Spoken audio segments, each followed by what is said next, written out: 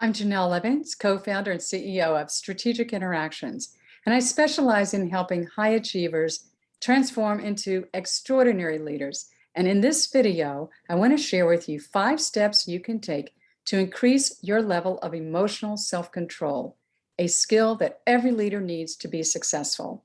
I was just talking to a client yesterday about how she's struggling, even as someone who's been very successful, really has a lot of emotional intelligence. And she says, I'm really struggling with keeping my own emotions in check as things around me began to evolve and change in ways I didn't anticipate, such as schools opening with a lot of mixed messages, the Delta variant growing like wildfires, and even her own company having to revise their plans for bringing back employees after Labor Day.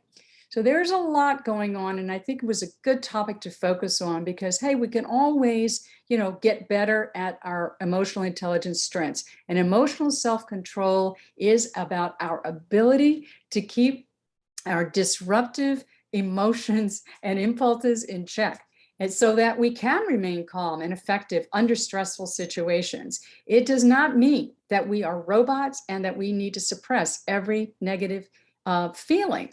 But it does mean that we're able to recognize that we're having these negative feelings, whether that's anger, frustration, fear, disappointment, but we don't allow them to hijack our brain and cause us to do or say things that we regret.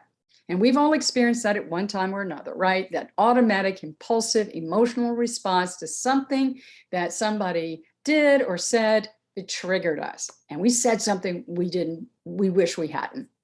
So when you're hijacked by your emotions, it's very difficult to stay calm, to think clearly, to make good decisions, or respond immediately in a really positive way. So the impacts of reacting without thinking or allowing our emotions to override the way that we want to respond can be devastating. Let me give you two examples. If, let's just say, your team members perceive you're angry about something or at them, the next thing you know, they're catching that negative emotional vibe. And then that starts to impact them. They begin to mimic those feelings, and that impacts how they show up. There's actually a term for that called social contagion, because it's basically the spreading of emotion from one person to another. And if we're going to spread emotions, we want to spread the positive ones. Also, if a team member happens to be the recipient of an outburst or some kind of harsh criticism from you because you're overstressed and exhausted, the fallout can be very, very serious. First of all, that team member is probably going to never really forget that experience. And that can also cause their performance to take a nosedive. It can cause them to withdraw, and in some cases cause them to want to leave the team and the company in total. So how you show up as a leader really matters, even more in these continuously challenging times we're going through, because your people are looking to you for guidance, for encouragement, emotional support, instability in uncertain times, right? So emotional self-control, good news is it's a skill everyone can learn how to develop, and it's one that every leader needs to succeed. So let me share these 5 steps with you, and so that you can get right away, if you want to strengthen your ability particularly during these times. I know that's what my client's going to be doing, to strengthen your ability to keep your emotions in check. Number 1, first of all, you got to be aware that how you're controlling your emotions. Honestly, some people are not aware because they are so stressed out. They don't even see how they're coming across to other people. An example of this would be that someone gets feedback out of the blue from someone that says, you seem angry. Your tone of voice has a real edge to it. Is everything okay? You seem very upset.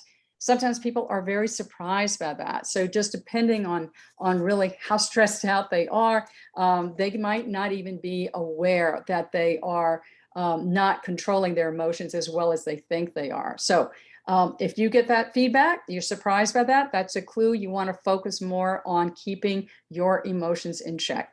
Number 2, pay attention and pause. Again, paying attention to how you're feeling, and when that sense of being triggered or getting upset about something begins to bubble up, don't do anything. Pause, breathe, that's the action you want to take. You don't want to do any kind of automatic responding in a non-constructive way.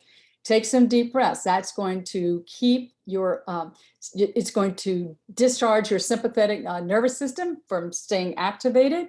And it's going to then make sure that your parasympathetic nervous system does get activated and begin to calm you down. So it's pause and breathe. And know that, this great mindfulness practice is something you can do anytime. And the more you do it, the easier it becomes. Number 3, identify those triggers. Be really clear on what those little things are that are getting on your nerves, that are causing you to overreact to things that normally wouldn't bother you. Why are these things all of a sudden bothering you, and what are they? An example might be team members are always late for a Zoom meeting. Well, a strategy for that would be you want to make sure you've clearly communicated your expectations that meetings will start on time. So you want to know what your triggers are and have a strategy for how you want to deal with them. Again, that raises your awareness. Number 4, alleviate stress every day. Stress does not just disappear, guys, it accumulates. So you want to schedule something in your calendar every day that's going to help you feel less stress, whether that's exercise, yoga, meditation, getting together socially with people, whatever it is, because when we're not stressed out, when we're managing our stress well, we have a much less tendency to boil over and lose our cool, right? So that we, are taking good care of ourselves. We've got more opportunity to handle whatever comes our way. Number 5, learn from someone who demonstrates high emotional self-control. Now, you may know someone that you would just describe them as being cool as a cucumber under stress, under any situation. And that's probably something that they've worked on. I know people that have had to develop this skill and really spend a lot of time on it, but it has paid off because now it's just natural response system for them. So if you do know someone like that, it's optimal to learn from someone who's already demonstrating how to keep their emotions in check. Ask them what they do to maintain that demeanor. How do you keep your emotions in check with all that is going on in the world? It's kind of a crazy time again. How do you do it? I think people will really be glad to share what it is that they're doing. So it's so important for you as a leader to remain calm in difficult situations, for you to demonstrate emotional self-control. How you respond under pressure impacts the emotions of everyone that you interact with. And that has a trickle-down effect on people's motivation, commitment, and productivity. As a leader, you set the vision for what needs to happen, what needs to be accomplished, and you also set the emotional thermostat, the emotional tone, the emotional cultural ism about your whole team and your organization. You want people to be energized and motivated by how you show up and not demoralized because you can't keep your emotions in check. If you want to know more about how I help leaders develop this competency and all of the EQ strengths, reach out to me. My contact information is located in the description of this video. Take care.